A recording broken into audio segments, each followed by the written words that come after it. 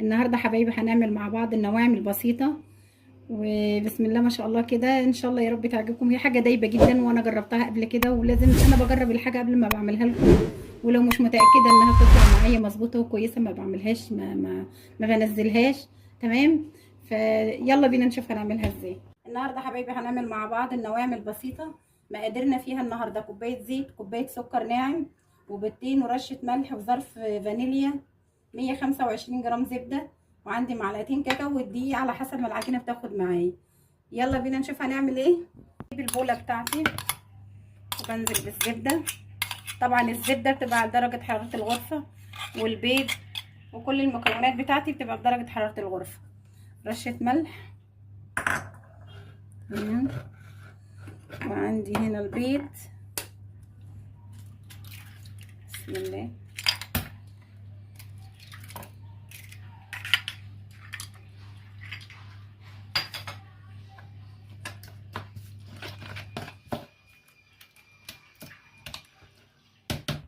مع الفانيليا والسكر، ونضرب الخليط ده كله مع بعضه لحد ما يديني لون كريمي.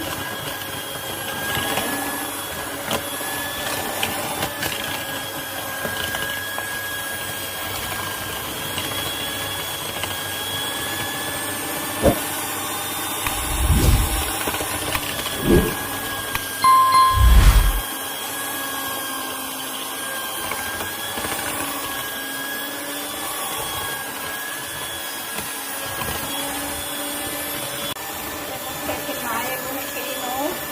وابتدي بقى انزل بالزيت واحده واحده.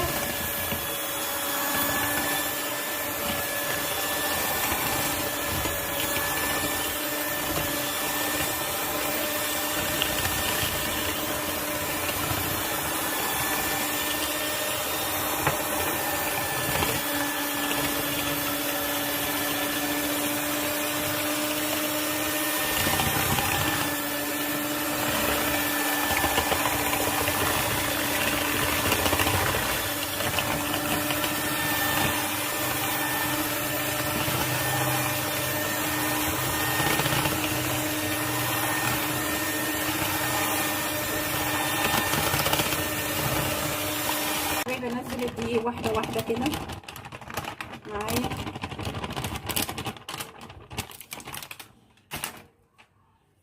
بسم الله.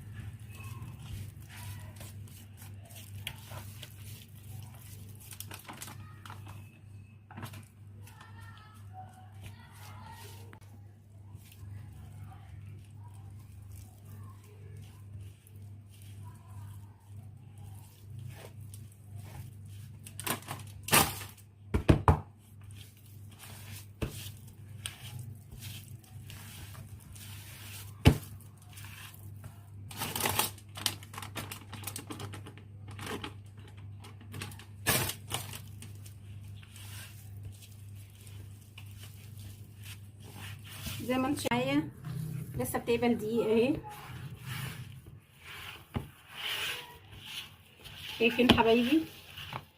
هي قريبه من عجينه البسكوت بس بتبقى ماسكه شويه.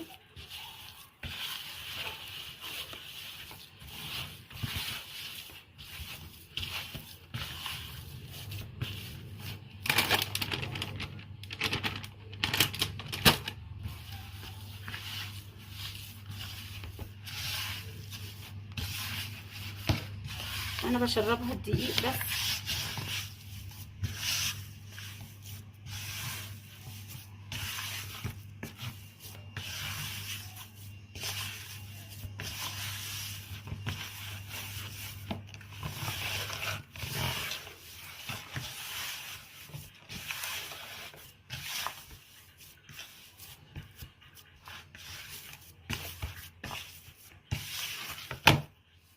بلم العجينه بتاعتي قبل ما خلاص.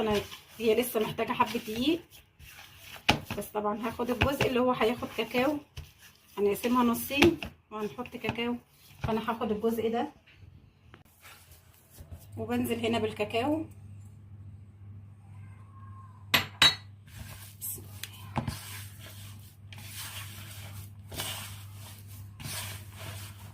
كده الم العجينه بتاعتي. وعايزه اقول لكم ان العجينه بتاعت النواعم دي حبايبي لا بتبقى ناشفه ولا تبقى طريه، بتبقى معقوله كده قريبه من عجينه البيتي فور.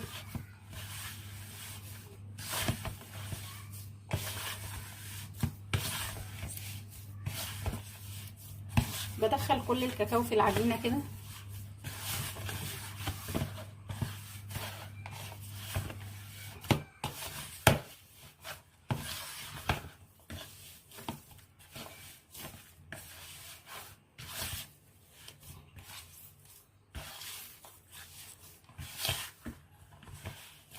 بعد ما لميتها كده واحطها في طبق. النص التاني حبايبي بيبقى محتاج رشه دقيق، معلقتين برضو زي معلقتين الكاكاو. بلم العجينه بتاعتي عشان ما تبقاش فيه واحده ناشفه وواحده طريه، وتبقى العجينتين زي بعض.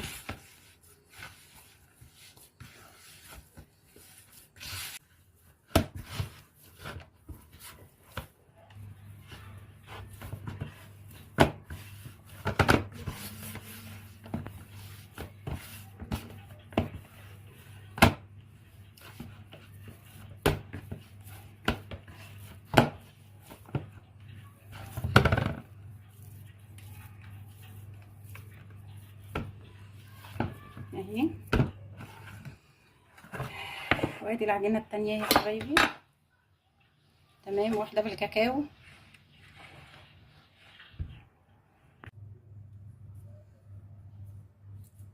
كور صغيره كده بيضه وكور بني برضو. هنعمل اشكال جميله كده مع بعض.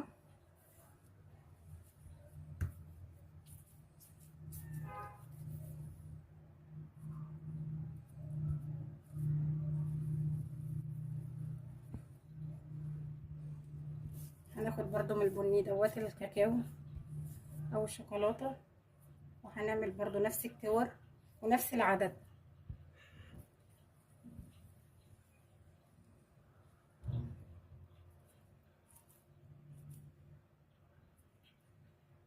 وحاولي على قد ما تقدري تخلي الكور بتاعتك كلها بمستوى واحد، مفيش كبير وصغير.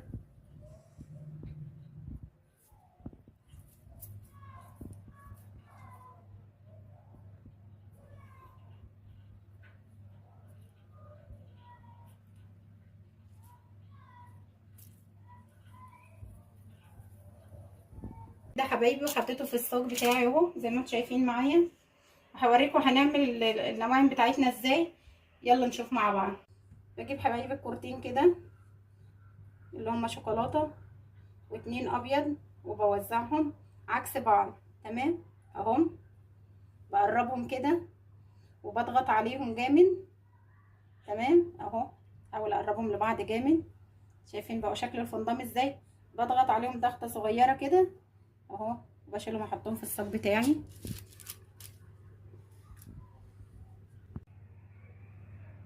كده حبايبي نفس الوضع، بنضغط عليهم الاول نقربهم لبعض جامد، بيدوني شكل الفندام اهو. بضغط عليهم خلاص هما كده مسكوا في بعض اهم. انا بشيلها اهي في الصاج بتاعي.